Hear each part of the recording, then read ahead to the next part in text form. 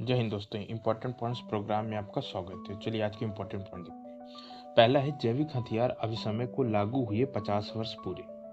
जैविक हथियार अभिसमय, जिसको BWC बायोलॉजिकल वेपन कन्वेंशन कहते हैं, वस्तुतः सामूहिक विनाश के हथियारों को पूरी श्रेणी को प्रतिबंधित करने वाले पहल बहुपक्षीय निःशस्त्रीकरण संधि है। मतलब कि ये बायोलॉजिकल वेपन कन्वेंशन है, ये सामूहिक विकास के उद्देश्य से जितने भी जैविक हथियार बनाए जाते हैं उनको प्रतिबंधित करता है। इस अभिसमय को अप्रैल 1972 में हस्ताक्षर किया गया था और 26 मार्च 1975 से लागू हुआ और 2025 चल रहा है, इसलिए इसके 50 वर्ष कंप्लीट हो गए। अब जैविक हथियार अभिसमय के बारे में, इसका औपचारिक नाम जीवाणु जन्य जैविक और विषाक्त हथियारों के विकास, उत्पादन और भंडारण पर प्रतिबंध तथा इसके विनाश पर अभिसमय है। मतलब ये प्रतिबंध भी लगाता है और इसके जो विनाशात्मक परिणाम है उसको रोकता है। फिर जैविक और विषाक्त हथियार, ये विषाणु, जीवाणु, कवक जैसे सूक्ष्म जीव और अन्य जीवित जीव, मतलब जीवाणु, विषाणु, कवक और अन्य कोई भी जीव आप द्वारा उत्पादित विषैले पदार्थ, इन जीवों द्वारा जो विषैले पदार्थ, उन्हें जानबूझकर इंसानों, जानवरों और पौधों में बीमारी नहीं फैला सकते और ना ही उन्हें मारने के लिए तैयार कर सकते। जैसे उदाहरण के लिए जैसे प्लेग या टॉक्सिन होता है। चलिए नेक्स्ट देखते हैं। इसके परिणाम स्वरूप अब की जैविक हथियारों के उपयोग से क्या होता है? खाद्यान्न की कमी हो जाती है, पर्यावरण आपदाएं आ जाती है, गंभीर आर्थिक क्षति होती है, लोगों के बीच रोगों के प्रसार होता है, भय होता है और अविश्वास बढ़ता है, अविश्वास बढ़ सकता है। इस अभिसमय पर स्विट्जरलैंड के जिनेवा में आयोजित एक निःशस्त्रीकरण समिति सम्मेलन में वार्ता की गई थी इसके लिए। फिर जैविक हथियार अभिसमय जैविक और विषाक्त हथियारों के विकास, उत्पादन, अर्जन मतलब खरीद नहीं सकते, हस्तांतरण, भंडारण और उपयोग पर प्रभावी तरीके से प्रतिबंध लगाता है। यह 1925 में जिनेवा प्रोटोकॉल को और मजबूत प्रदान करता है, क्योंकि जो जिनेवा प्रोटोकॉल था वो केवल जैविक हथियारों से संबंधित था।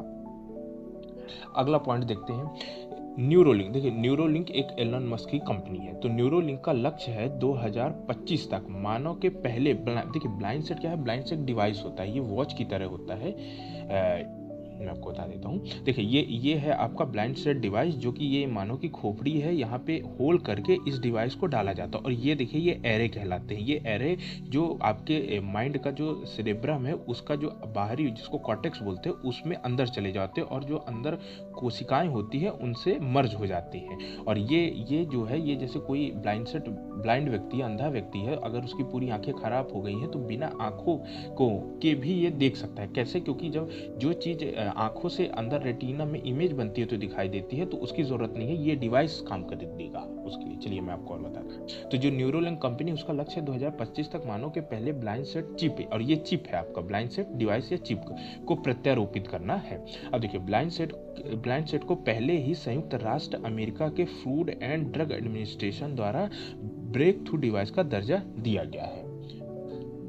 अभी आपको मैं समझाई दिया।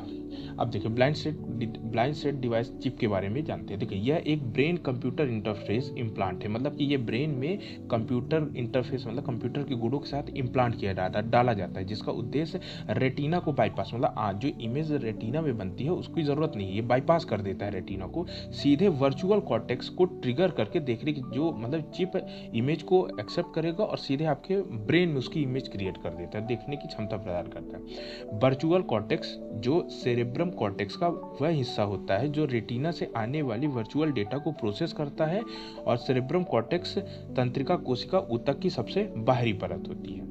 अब ब्लाइंड सेट डिवाइस में माइक्रो इलेक्ट्रोड एरे शामिल होते हैं, जिसे वर्चुअल कंटेंट्स में कॉर्टेक्स, वर्चुअल कॉर्टेक्स हो गया, यहाँ पे वर्चुअल कॉर्टेक्स में इम्प्लांट किया जाता है।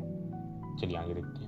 अगला जो इम्पोर्टेंट है, भारत का सुप्रीम कोर्ट अपने निर्णय में मानव केंद्रित से पर्यावरण केंद्रित अप्रोच को अपनाने वाला विश्व का पहला न्याय। देखिए मानव केंद्रित अप्रोच का मतलब होता है कि जो भी सुप्रीम कोर्ट निर्णय लेगा वो मानव की भलाई के लिए लेगा, लेकिन अब क्या है, अब ये मानव केंद्रित से पर्यावरण केंद्रित, मतलब कि अब सुप्रीम कोर्ट के जो निर्णय है वो पर्यावरण की भलाई, उनके अस्तित्व को बनाए रखने के लिए उद्देश्य से भी हो सकते हैं। तो ये हो गया इसका। तो देखते हैं, सुप्रीम कोर्ट द्वारा पर्यावरणीय विषयों का संवैधानिकरण, मतलब जो भी पर्यावरण विषय है उसको संविधान के अनुसार मान्यता देना, वास्तव में पर्यावरण केंद्रीय अप्रोच की ओर महत्वपूर्ण कदम है। यह संवैधानिकरण का अर्थ है पर्यावरण संबंधी मुद्दों को संवैधानिक सिद्धांतों के दृष्टिकोण से विश्लेषित करना है। इस अप्रोच को अपनाने के लिए सुप्रीम कोर्ट ने संविधान की अलग अलग अनुच्छेदों के प्रावधानों का उपयोग किया है, जिनमें से कुछ हैं, जैसे पहला अनुच्छेद 32, ये क्या है, संवैधानिक उपचारों का प्रावधान है। और अनुच्छेद 142 ये कहता है कि पूर्ण न्याय स्थापित करने के लिए, मतलब पूर्ण न्याय सुनिश्चित करने के लिए आवश्यक आदेश देने का अधिकार सुप्रीम कोर्ट को होता है। अब देखिए पर्यावरण केंद्रित अप्रोच के बारे में जानते हैं। तो यह अप्रोच संपूर्ण पारिस्थितिक तंत्र, मतलब सभी जितने भी इकोसिस्टम है सभी के, और उनके सभी घटक, मतलब इकोसिस्टम को भी और उनके कंपोनेंट्स को, चाहे वो बायोटिक हो, जैविक या अजैविक दोनों हो, की भलाई को प्राथमिकता देता है। अब इसमें इंसान भी आ जाते हैं। यह अप्रोच सतत विकास, सस्टेनेबल डेवलपमेंट का समर्थन करता है। पर्यावरण केंद्रित अप्रोच में प्रकृति को केवल मानव उपयोग के नजरिए से नहीं, बल्कि मतलब आप प्रकृति को सिर्फ इसलिए नहीं कि वो मानव उपयोग, बल्कि स्वयं प्रकृति के अस्तित्व और हित के लिए भी मूल्यवान बनाया गया, कि मतलब वो भी इंपॉर्टेंट है, ये कहता है।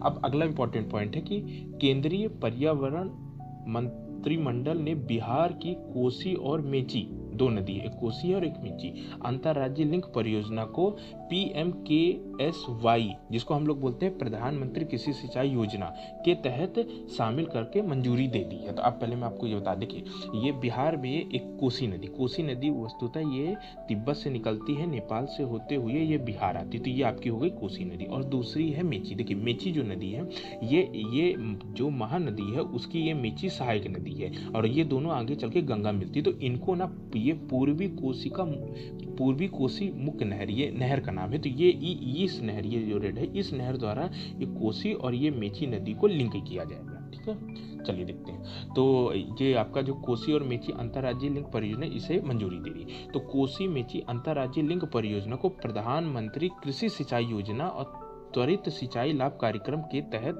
2029 तक पूरा किया जाएगा। इस परियोजना को पूरा होने पर बिहार में परियोजना क्षेत्र में सिंचाई सुविधा और सिंचाई सुविधा का विस्तार होगा और बाढ़ से निपटने में मदद मिलेगी, मतलब सिंचाई व्यवस्था भी बढ़ेगी। और जो कोसी को वैसे भी बिहार का सुख कहा जाता है, तो जो बाढ़ आ जाती है बार बार अपना मार्ग बदल देती है, तो उससे भी निदान पाया जाएगा। चलिए नेक्स्ट देखते हैं कोची और मेची अंतर्राज्यीय लिंक परियोजना के बारे में कि ये क्या है। तो देखिए इस परियोजना के तहत कोसी नदी के अतिरिक्त जल को बिहार के महानंदा नदी तक पहुंचाया जाएगा। किसके माध्यम से? मेची नदी के माध्यम से।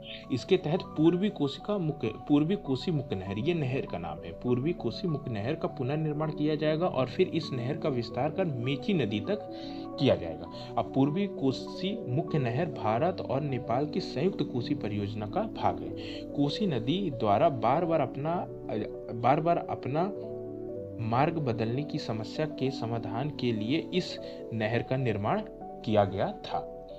अब प्रधानमंत्री कृषि सिंचाई योजना के बारे में, तो देखिए प्रधानमंत्री कृषि सिंचाई योजना सिंचाई की एक प्रमुख योजना है। यह योजना 2015-16 में शुरू की गई थी। इस योजना का उद्देश्य है खेतों तक जल पहुंचाने की स्थिति का सुधार करना, मतलब सिंचाई व्यवस्था को मजबूत करना, अधिक कृषि योग्य क्षेत्र को सिंचाई सुविधा उपलब्ध कराना, खेतों में जल का प्रभावी तरीके से उपयोग सुनिश्चित करना और जल संरक्षण को संधारणी पद्धति को अपनाना।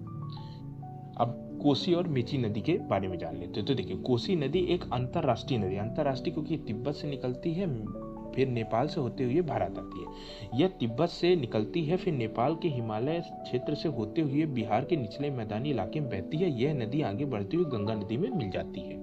अब मेची नदी जो बारहमासी नदी है, यह कोसी नदी के पूर्व में स्थित है और यह महानंदा की एक सहायक नदी है। तो इसी के साथ ही हमारा ये इम्पोर्टेंट पॉइंट प्रोग्राम कंप्लीट होता है।